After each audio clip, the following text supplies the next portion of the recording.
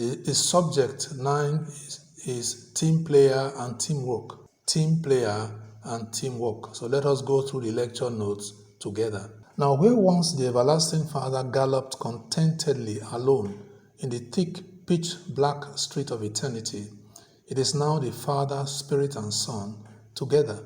So if you can imagine the Father's joy, and I want us to note that word together. Before it was just I am He, no one else.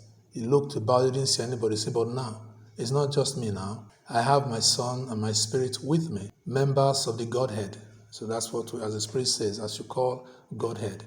So the Spirit of God reveals that there is only one God, and that is the everlasting Father. It's very important to note that only one. There are not two gods in the universe. There's only one. And that one God is the everlasting Father, because He is the source of everybody, everything. He is the owner of us all, beginning with His Spirit and Son. So there is only one God.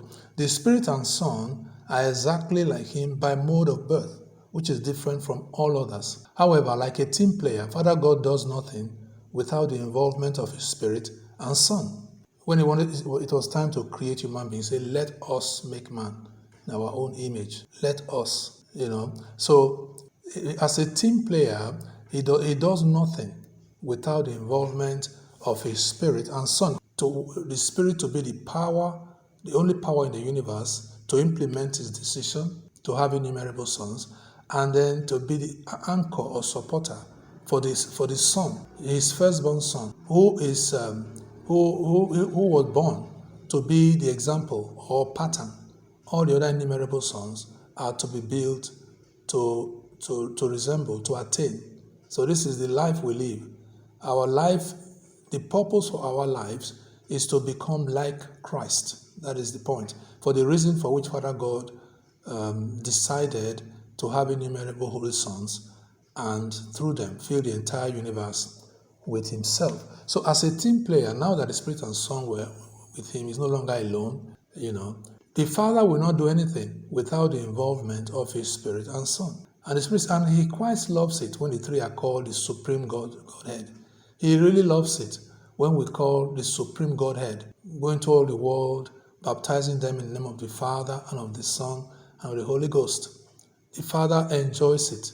He likes it when we praise and worship the Holy Spirit and when we praise and worship the Son of God. He likes it.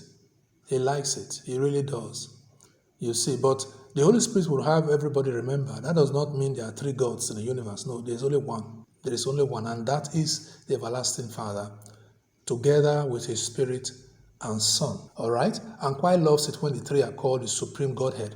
Father God does not mind sharing His awesome glory and power with His Spirit and Son, but will not share His glory with any other. And the Holy Spirit is asking, do you understand so far? He's our teacher. He's the one teaching us in this short course. So do you understand? I pray that you too are able to understand, what is going on, what we are talking about. Do you understand? The Spirit is asking. It is true. He said, my glory I share with no other. Isaiah 42 verse 8. My glory I share with no other. I will not share my glory with idols. That is actually correct. It says the Father. But He does not mind sharing His glory with His Spirit and Son. That's why we worship Jesus. We worship the Holy Spirit. And the Father really, really loves that. Now, after the everlasting Father reached the great decision, He wrote the plan and its implementation in a scroll. Only Christ the Lord was found worthy to receive the scroll from the hands of the everlasting Father. Revelation chapter 5, verses 1 to 5. So we look for, there was a scroll in His hands, and there was nobody that was worthy or found worthy to open the scroll, because everybody knows that that scroll contains the whole plan to accomplish His great decision. So how is it that there was nobody who is able to, who was found worthy to reach for that scroll, to study it? So the apostle said he began to weep, because as if things will never get done, and nobody can open it.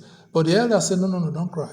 The Lion of the tribe of Judah, He is worthy. He is worthy by mode of His birth and the purpose for which He was born. He is worthy by mode of His birth, which you know now, and the purpose for His birth. He is worthy to take that scroll and to study it, and that's what he did. He took the scroll, and there was great rejoicing in heaven and on earth. Then to open, as he opened and studied the content. From the study, Christ knew exactly what Father God's plan was and is, and how to implement it, as was proposed for his birth, anchored by God the Holy Spirit. I only do what the governor says, the Spirit testified. Father God, the greatest, is the source of all things. Christ is the power, wisdom, and governor to implement Father God's decision, supported by Holy Spirit, the anchor, who only does what Christ, the governor, wants. It's very, very important to remember what the Spirit is saying. I only do what the governor wants. I will not do what any human being does. No. No matter how they talk strong or they do, I won't. I only do what the governor wants, according to the purpose for his birth, to be anchor for the for the Son the Father foresaw to have next. So I only do what the governor wants.